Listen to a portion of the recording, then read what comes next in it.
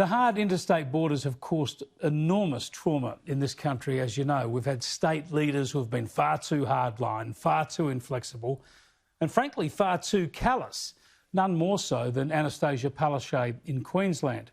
As you know, she's welcomed movie stars, the elite athletes of the AFL and other codes, and the hierarchy of the AFL too, to get ready for the grand final. But her borders have been closed to sick mums, grieving daughters and homesick boarding school students. Only a few weeks ago, the Queensland Premier was keen to sound as tough as nails, and she was happy to set her people against all others.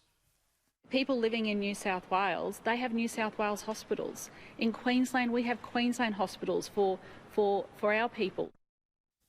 You know, I'm still astonished she said that and meant it. I mean, it goes against everything this nation has ever stood for. It goes against federation. It goes against how health is funded across this nation.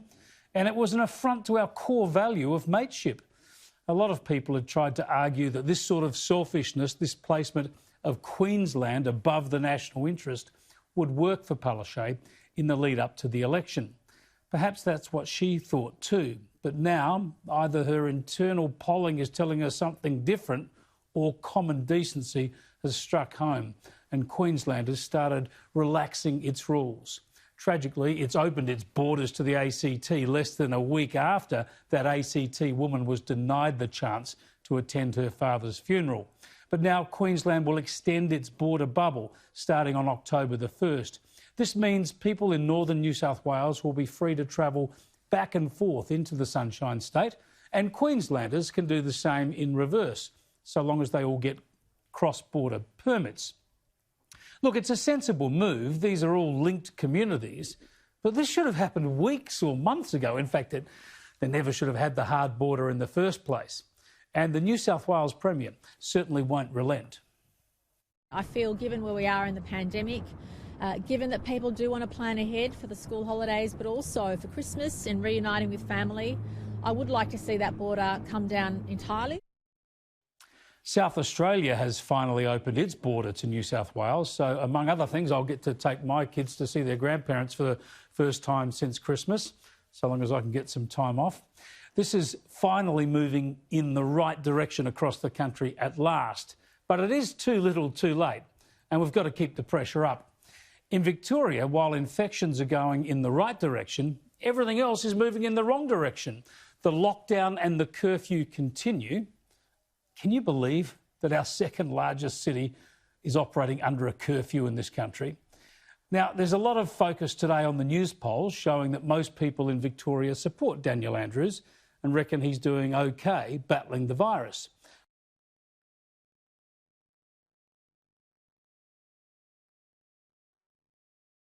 37% think it's too strict now. You can expect that share to grow, and possibly quite quickly. Victorians are now being subjected to the most stringent controls in the world.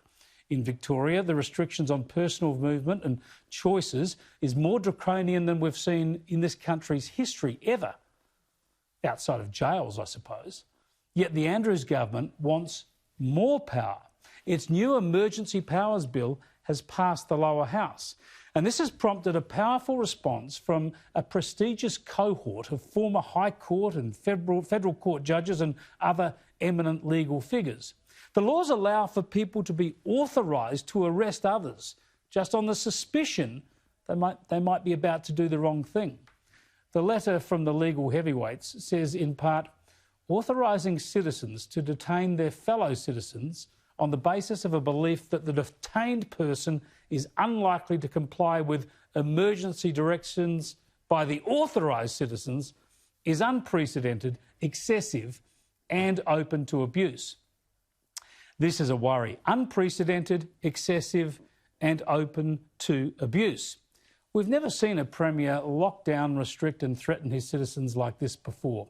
We've never before seen police intimidating and arresting people just for gathering on beaches, sitting in parks, not wearing masks or posting stuff on social media.